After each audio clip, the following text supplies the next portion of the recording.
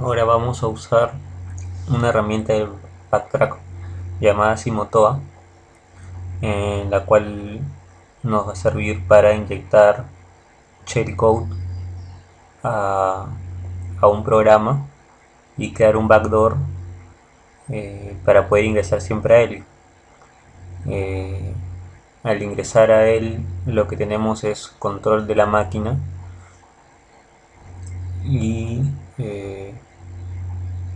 a partir de ello podemos entrar a la shell y poder hacer cambios eh, en la configuración del sistema. Vamos a entrar a la herramienta.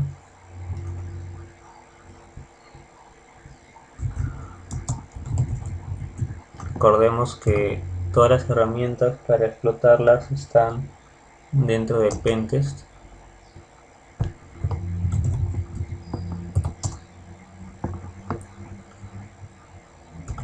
Vamos a listar para verlas. Ahí vemos que tenemos los backdoors. Vamos a estar ahí.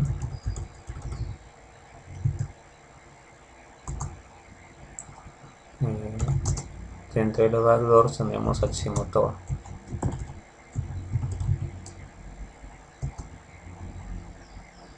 Bien.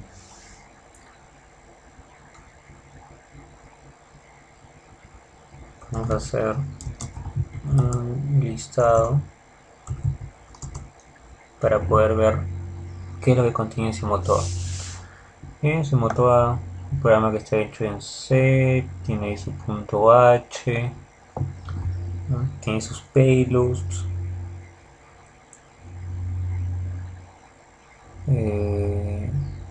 Quiero mostrarles el punto C para poder ver el shellcode que está integrado ya en el código.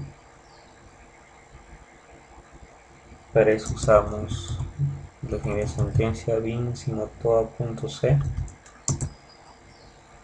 Y bien, aquí podemos ver el código.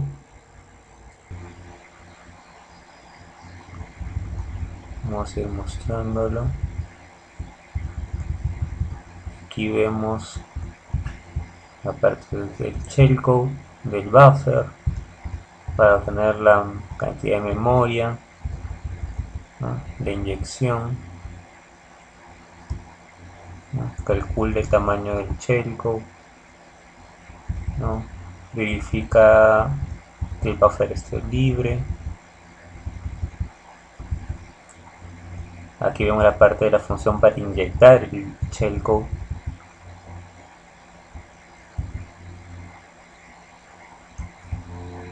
Y bueno, hay bastante código aquí que ya está hecho y que ya no tenemos que preocuparnos por nosotros hacer manualmente, como hemos explicado antes, ¿no? De la inyección del código, de cómo insertar el shellcode, de buscar con un desamblador el, el hexadecimal donde queremos inyectar el shellcode, que es la parte más difícil, ¿no?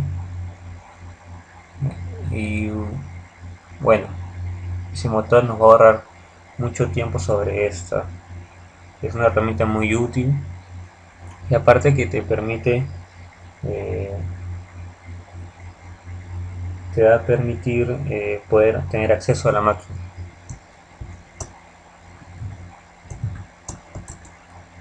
Salimos acá y vamos a explicar la parte de los procesos para poder entenderlo. Vamos a hacer la función top y lo que estamos viendo en este momento son todos los procesos activos en tiempo real. ¿Qué importante tenemos que saber de esto? Tenemos que saber que cada proceso está identificado por un ID, ¿no? Por un process ID, lo que vemos aquí como PID. Y este código es el que nos va a interesar porque es el que tenemos que ingresar como dato en el Simotoa, como vamos a ver más adelante. Ahora, esta ventana se está refrescando bastante. Vamos a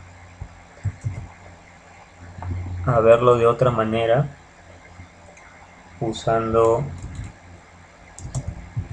la función ps-aux, donde nos va a listar todos los procesos de igual manera, pero ahora es estático y ordenados por número de proceso. Vemos todos los procesos, pero ordenados por su proceso ID. Entonces vamos a entrar al Simotoa, a ejecutarlo.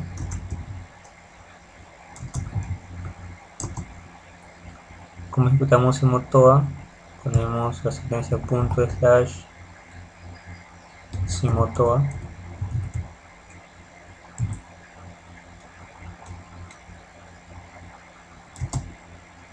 -s para poder ver cuáles son las opciones que tenemos con el Simotoa.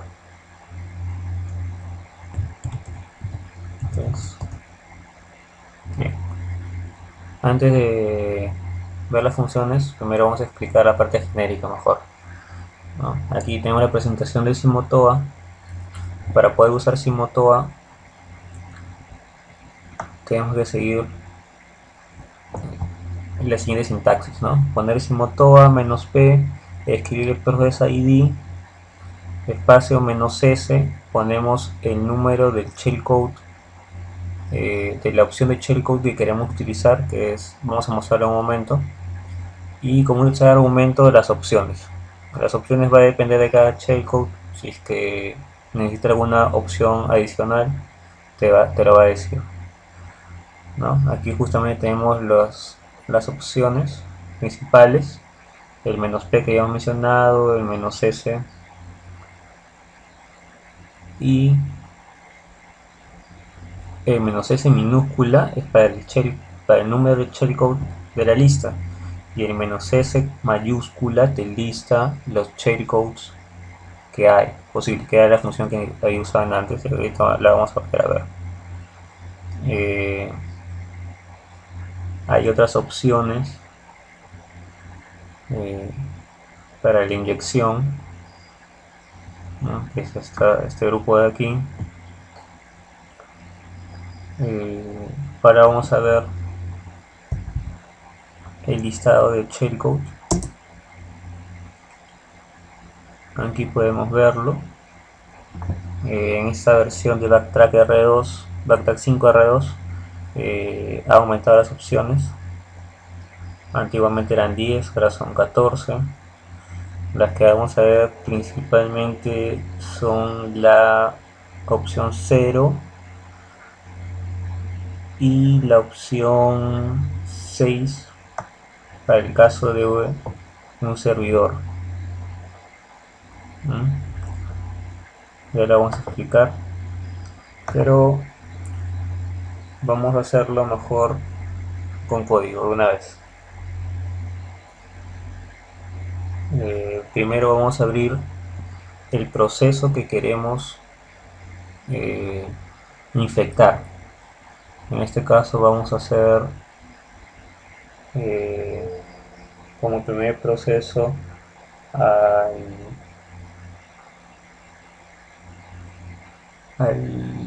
ver a cuál proceso podríamos hacer, al diccionario. Bien, vamos a abrir el diccionario. Aquí ya está abierto. Lo voy a poner por aquí. A lo mejor lo voy a minimizar, ya sabemos que está abierto.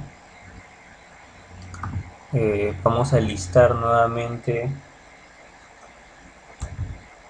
los procesos para ver que ya se abrió, y aquí vemos que tenemos el diccionario abierto, ¿no? Con este process ID, que es lo que nos interesa. Entonces vamos a pasar a mostrarlo cómo se escribiría la sentencia. A ver, sería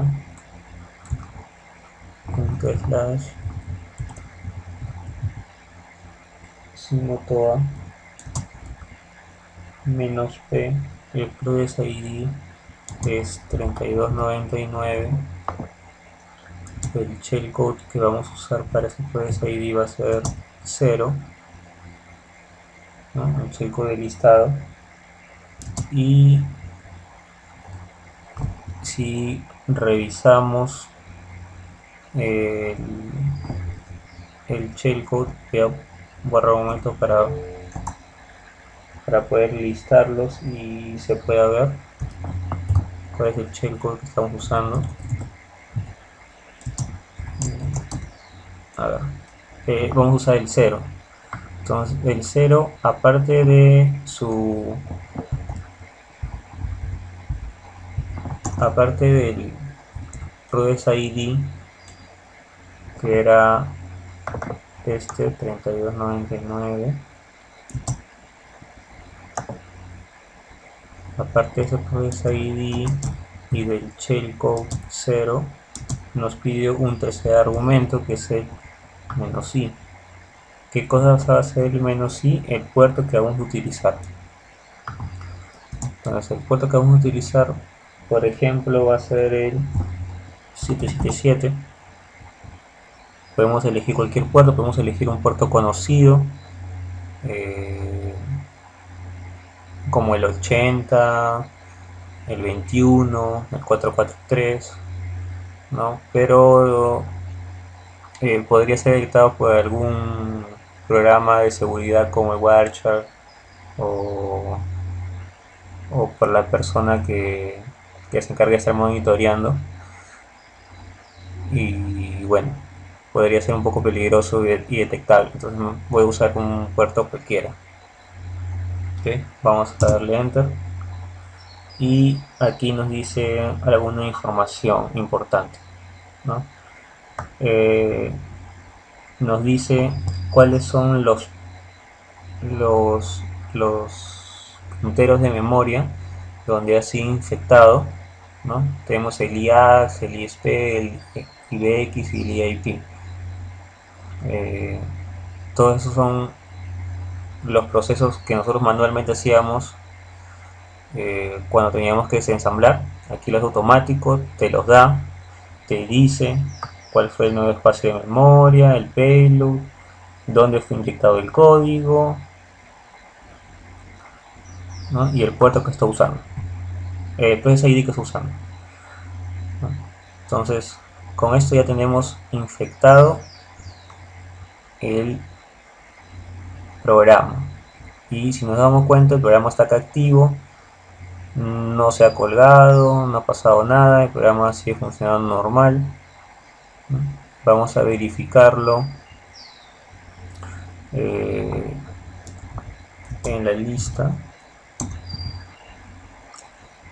Y aquí algo interesante, ahora aparecen dos procesos con el mismo nombre. Uno es el original y el otro es el que ha quedado con el shellcode, pero solamente hay uno abierto. Eso es lo importante, por eso que no es detectable. Ahora,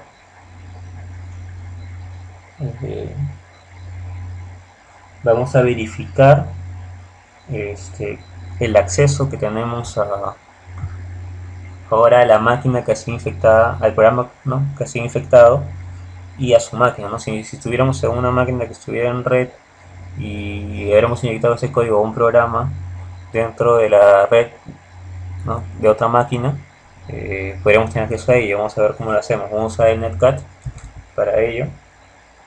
Ponemos el netcat, el IP y el puerto por el que hemos infectado.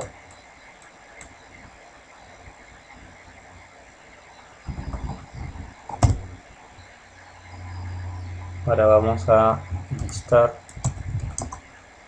y ahí, por ejemplo, vemos todos los procesos que están abiertos en esa máquina, pero podemos hacer más cosas. Podríamos, por ejemplo, empezamos la función WAMI para poner privilegios. Nos dice que tenemos privilegios de root, administrador, y con ellos ya podemos ingresar a la raíz del root, ¿no? Por ejemplo, aquí tenemos los archivos, algunos archivos que tenemos. Podemos ingresar a una carpeta,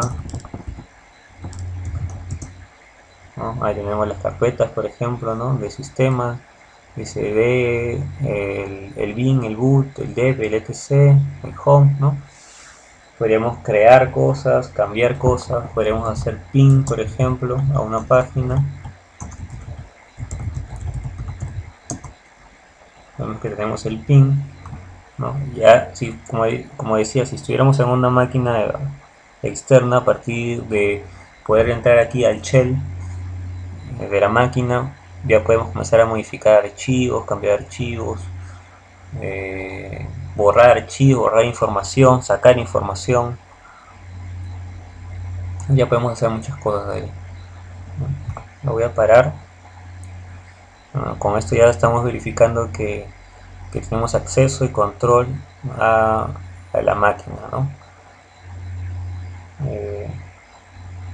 Otra cosa importante que podemos mencionar es que si, por ejemplo, un administrador de la red que se encarga de la seguridad eh, detecta este, este código malicioso que se inyecta de algún programa por el cual estamos usándolo para acceder al sistema, podríamos infectar el programa que usa para detectarlos, ¿no? Y la persona que está encargada de la seguridad siempre va a abrir ese programa para poder buscar eh, quién está infectándose y no se va a dar cuenta porque el mismo programa ya está infectado, ¿no? El mismo programa que está usando para detectar. Entonces él mismo estaría dando acceso a esa herramienta. Así como hemos infectado el diccionario, podemos infectar muchas más herramientas, pero eh, creo que va a ser mejor si es que eh, lo menciono y más bien nos dedicamos a ver la otra opción que quería mostrarles sobre servidores. Entonces lo que vamos a hacer es listar los procesos del shellcode para poder escoger ahora el servidor web en que vamos a usar es el proceso 6, donde hace un servidor HTTP usando un puerto virtual 8800. Nos damos cuenta que a diferencia de la opción 0 ya no requerimos el "-i", porque ya está usando un puerto ahora, ¿no? Que viene por defecto el 8800. Entonces escribimos el código "-p" para el process ID. Vamos a listar los procesos, todos los procesos que tenemos abiertos. Ahora hay que coger, por ejemplo, el XPDF. Voy a minimizarlo. Voy a listar los procesos para ver cuál es su process ID. En este momento está con el 13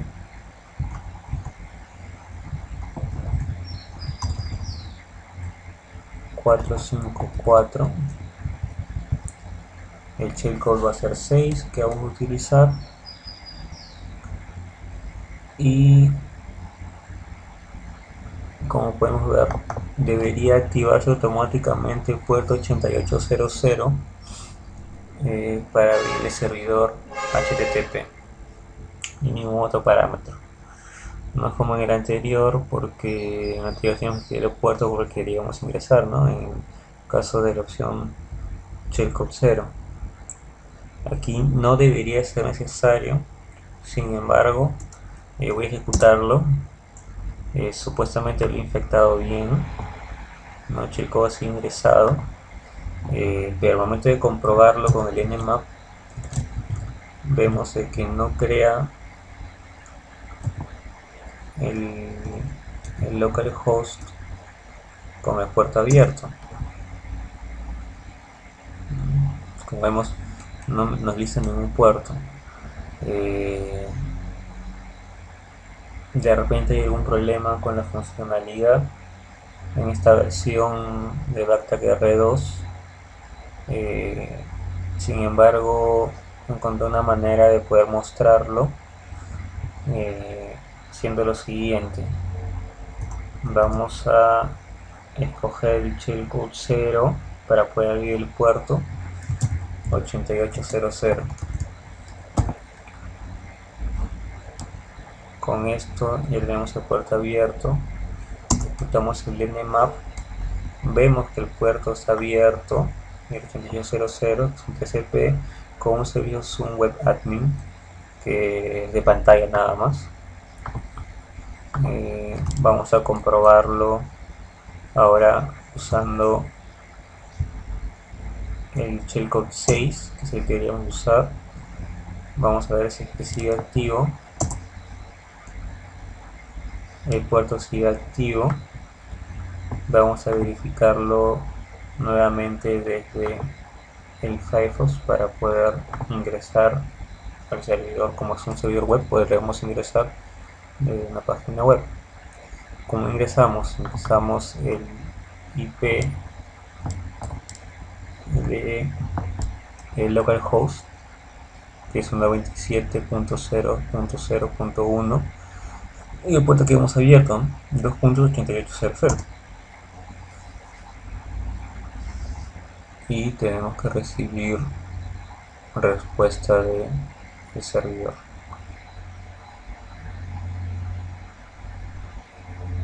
Vamos a esperar que haya respuesta, y hay respuesta.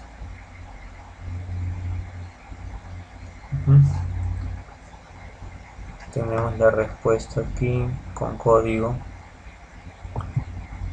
así que con esto podemos comprobar que si nos llegamos a conectar. Voy a minimizarlo. Con este video tutorial de Simotoa vamos a explicar cómo se puede usar el buffer overflow para poder ingresar a otra máquina local y por dentro de la LAN, rompiendo sus vulnerabilidades, ¿no? Con el buffer overflow, ¿no? Y teniendo control total de la máquina. Bueno, esto es todo en este tutorial. Esperemos que esta opción 6 del shellcode de Simotoa se arregle, y estaremos actualizando esa información.